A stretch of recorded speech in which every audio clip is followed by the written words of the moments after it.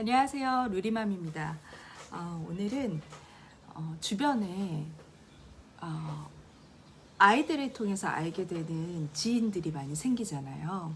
같은 육아를 하고 또 아이들을 학교에 보내면서 공감대가 굉장히 높은 그런 또래 엄마들이 생깁니다. 그런 엄마들하고 5년, 10년 이렇게 지내다 보면 사실 삶의 무게나 또 우리 신앙적인 측면에 대해서 이야기를 나누게 되거든요.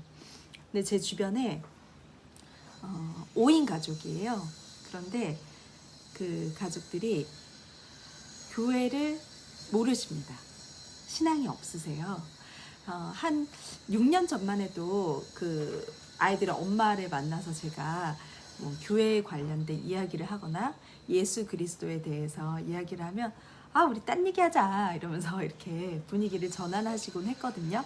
그럴 때는 그래 언니 하면서 저도 다른 얘기로 돌리고 그랬던 기억이 있습니다. 그런데 최근에 그 언니랑 같이 예수 그리스도를 안다는 것 그리고 믿음 생활을 한다는 것에 대해서 자연스럽게 얘기할 기회가 많았어요. 근데 그분께서 너무 감사하게도 귀 기울여 들어주시는 거예요. 들어주시는 거. 근데 그 들어주시는 것만으로도 저는 굉장히 큰 하나님의 은혜라고 생각이 들었습니다. 왜냐하면 들을 귀가 있는 자가 듣는다고 말씀하시잖아요. 그래서 제가 그 언니에게 예수 그리스도를 믿는다는 건 이런 거다라고 설명을 했는데 그것들을 여러분과 함께 공유를 하고 또 여러분도 아는 지인을 만났는데 너가 믿는 하나님은 어떤 분이셔? 너가 믿는 예수 그리스도는 어떤 분이신 거야?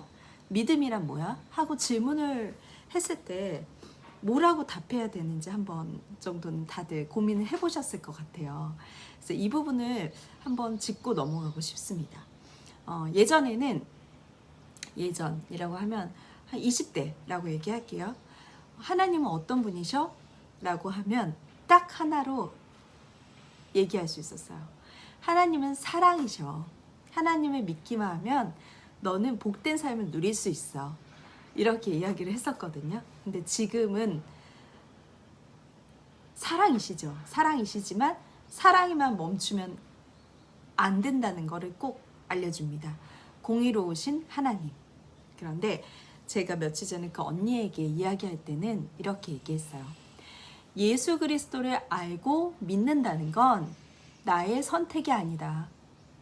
만세 전에 하나님께서 우리를 선택하셔서 각자의 때에 맞게 예수 그리스도를 알게 하시고 또 하나님을 믿게 하신다. 우리가 선택한 믿음인 것 같지만 절대 그렇지 않다는 거죠. 먼저 하나님께서 우리를 선택해 주셔서 그 아름다운 은혜로 우리가 보이지 않지만 그 아름다운 형상의 예수 그리스도를 알게 되고 믿음을 갖게 된 것, 믿음을 소유하고 살아가는 자, 그것은 하나님의 은혜라는 겁니다. 그래서 언니에게 언니, 그건 언니의 선택이 아니야. 그래서 내가 언니에게 믿어야만 해, 교회에 가야만 해 하고 강요하지 않는다고 얘기했어요. 그렇게 한 적도 없고요. 제가 생각하는 전도라는 건 예수 믿으세요. 예수 믿으시면 복 받습니다. 기도하면 이루어드립니다. 이게 아니라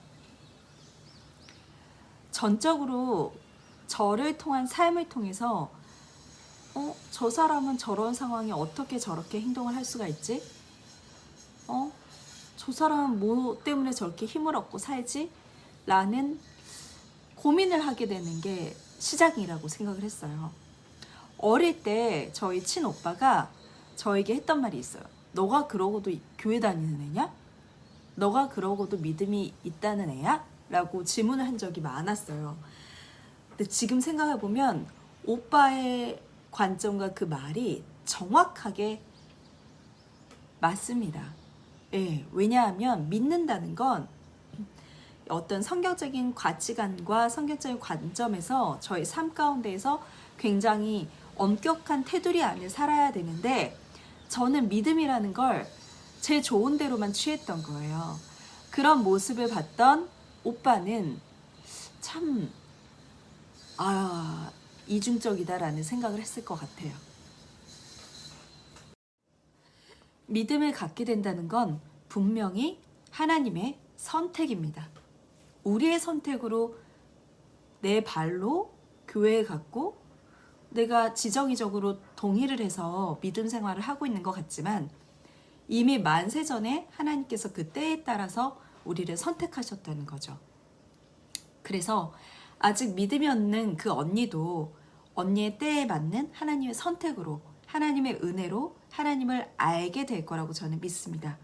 저는 조용히 제가 있는 자리에서 그분에게 좋은 하나님의 성도로서 그리스도의 향기를 내뿜는 그런 삶을 살아가는 모습을 보여준다기보다는 그런 삶을 살아가는 저를 보면서 쟤는 왜 이런 상황에 저렇게 행동하지? 저 아이는 왜 그런 환경 속에서 어떻게 저렇게 살아가지? 하고 의문을 품는 데서부터 믿음을 가지고 사는 사람들은 뭔가 다른가? 라는 생각을 품는 것이 씨앗이 아닐까라는 생각을 합니다. 그래서 더 저희 삶 가운데서 더 전적으로 하나님을 의지하고 하나님을 믿고 산다는 것이 무엇인지 알아야 하고 더 엄격하게 저의 삶의 테두리를 엄격하게 세상과는 구별된 삶을 살아야 된다는 생각을 했습니다. 그게 쉬운 일이 아니죠. 그래서 매일 신앙의 선배들의 책을 읽고 어떻게 살아야 되는지, 어떻게 하나님의 영광을 드려야 되는 건지 배워야 하고 또한 교리적으로 공부를 해야 한다고 저는 생각을 합니다. 또 언니와 함께 나눴던 이야기가 가끔 이런 얘기해요. 너무 힘든 삶을 살다 보면 나는 그 어떤 걸로도 위로가 안 돼. 그 말이, 그 고백이 또 저는 정말 와닿았습니다. 언니가 얘기했듯이 그 어떤 걸로도 우리는 위로를 받을 수 없어. 물론 한시적으로 친구를 통해서 또 맛있는 맛집에 가서 혹은 여행지에 가서 좋은 풍경을 보면서 위로를 얻을 수 있지만 그것은 순간이라는 거죠. 유일한 위로자이시고 또 삶을 지탱할 수 있는 힘을 주시는 분은 하나님이시라는 걸 언니에게 저는 전할 수 있었습니다.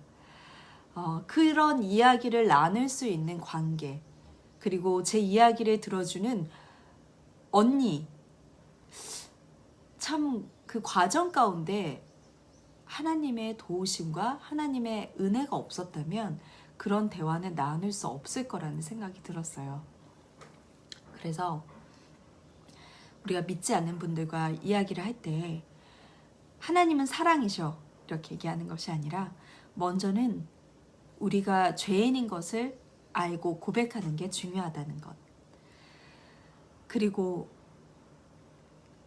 우리가 기도를 할 때 그 이야기를 했어요. 제가 그냥 우리가 육체에 이렇게 머물면서 사는 우리의 필요를 계속 공급해달라고 기도하는 것보다는 우리의 영혼을 위해서 기도해야 된다고 생각했어요. 실질적으로 삶에 적용을 한다면 예를 들어서 지금 초등학교 고학년이나 중학생 자녀를 두신 분들은 아이들이 사춘기가 있거나 대화가 안 되는 부모와 자녀 관계에 대해서 굉장히 힘들어 하시는 분들이 많잖아요. 그럴 때 저는 이런 기도가 필요하다고 생각해요. 하나님, 저에게 자녀를 맡겨주시고 양육하게 하셨습니다. 이 양육하게 하심에 저에게 주님의 능력과 지혜를 허락하여 주셔서 이 아이들에게 제 이야기와 하나님의 말씀을 전할 때 이 말씀과 이 진리의 말씀과 제 바램들, 아이들을 향한 바램들이 땅 밑으로 떨어지는 것이 아니라 그 아이들의 마음을 열어주시고 그 아이들이 잘 받아들여서 주님의 자녀로 거듭나게 해주시기를 간절히 바라옵니다. 아이가 좀 더 공부 잘하고 좀 더 위대해지고 명성을 쌓고 그 이전에 하나님을 바르게 알아서 하나님의 진리의 말씀에서 차곡차곡 쌓여가며 이 아이가 나이가 들매 말씀의 성장, 그 거듭남으로 인해서 이 세상 가운데 분별력 있는 삶을 살아가는 그런 아이가 되길 간절히 바랍니다 하고 그런 영혼이 담긴 기도를 해야 한다고 생각을 합니다. 그래서 아직 믿음이 없는 그 언니가 고민하는 그런 내용들 가운데에서도 이거 어떻게 해야 돼? 아이들을 혼내고 윽박지르고 소리 지른다고 해서 그 아이가 변할까요? 아니라는 건 모두 다 알잖아요. 오히려 관계가 어그러지죠. 우리의 힘으로 할 수 없는 부분이 있습니다. 그리고 기다려야 되는 부분이 있고, 그래서 우리가 있는 자리에서 할 수 있는 내용은, 내가 믿음의 자녀라면, 내가 믿음의 부모라면 하나님 안에서 살아가는 그 내용 가운데 엄격한 삶의 테두리를 두르고 나부터 기준을 바로 세워서, 말씀의 기준을 바로 세워서 살아가야 한다는 것. 그 전에는 그렇게 하지 못했지만 저를 포함해서 이제부터라도 오늘이 마지막인 것처럼 오늘 하루를 주님 안에서 엄격하게 제한을 두는 삶을 살아야 된다고 생각을 합니다. 세상이 말하는 그 좋은 것들을 다 취하고 내가 원하는 것들도 다 취하고 그렇게 세상과 말씀 그 가운데 거리에서 타협하면서 사는 삶은 그리스도인이라고 말할 수 없다고 저는 결론을 지었습니다. 그래서 더 경건하게 또 엄격하게 주님이 주시는 은혜와 주님께서 통치하시는 그 가운데 하나님께서 허락하실 삶의 테두리 안에서 감사하며 기쁨으로 사는 내용이 무엇인지 매일매일 예민하게 깨어있는 사람이라면 충분히 느낄 거라고 믿습니다. 그랬더니 언니가 했던 얘기가 있어요. 상대 언니가 그러면 우리 아이들이 본인의 자녀가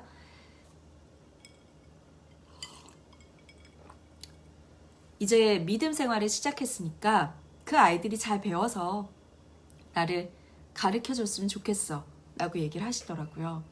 그래서 언니 마음에 소원을 한 가지 품을 수만 있다면 하나님을 알아가는 지식, 예수 그리스도를 알기 원합니다 라는 소원을 품기를 바래. 왜냐하면 사람은 저도 그렇고 앞으로 그럴 것이고 예수 그리스도의 말씀이 진정으로 바르게 들어가지 않으면 자기의 경험과 자기의 고정관념과 자기의 가치관과 삶의 여러 가지 내용들이 직약되고 확립되고 고립되어서 우리가 나이가 60대, 70대가 되었을 때 과연 아이들이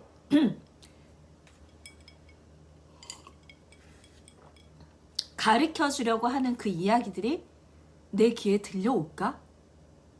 물론 하나님의 은혜로 그때도 듣게 하신다면 너무 감사하지만 누군가에게 배워야겠다라는 이야기보다는 하나님께서 은혜 주셔서 그런 마음을 허락하셔서 하루라도 빨리 그 하나님의 진리의 말씀을 알게 되는 것이 정말 진정한 기쁨이라고 저는 이야기를 했습니다.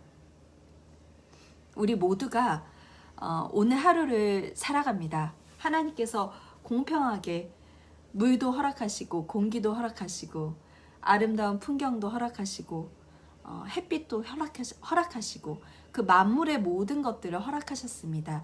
이것을 하나님께 영광 돌리도록 선용할 수 있는 삶의 내용을 추구하시길 바랍니다. 그렇다면 우리가 기도를 할 때도 어떤 내용으로 기도를 해야 되는지, 이 생에 육체적인 기도만 해야 하는지, 아니면 하나님께 영광 돌릴 수 있는 어떤 내 삶의 테두리 안에서 많은 것들이 있으리라 저는 생각이 됩니다. 그것들을 기도를 해야 되는지, 본인이 하나님과 관계 안에서 기도를 한다면 충분히 느낄 수 있을 거라고 저는 믿습니다. 그리고 아직 믿지 않는 이웃들에게 우리가 교회 가세요, 믿음 생활 하셔야 돼요 하고 강조하기보다는 우리 삶을 통해서 그들 또한 하나님을 믿고 따르고 그 삶을 살아가는 것이 그렇게 기쁨이구나, 그렇게 아름다운 것이구나 하고 느낄 수 있는 그런 이웃이 됐으면 좋겠습니다. 그래서 하나님께서 우리에게 요구하시는 하나님의 말씀을 아는 자로서 세상에 널리 알리고 또 이웃들에게 알리고 우리 아이들에게 양육할 때 하나님의 진리의 말씀으로 양육하는 그런 귀한 부모님들이 되시기 바랍니다. 감사합니다.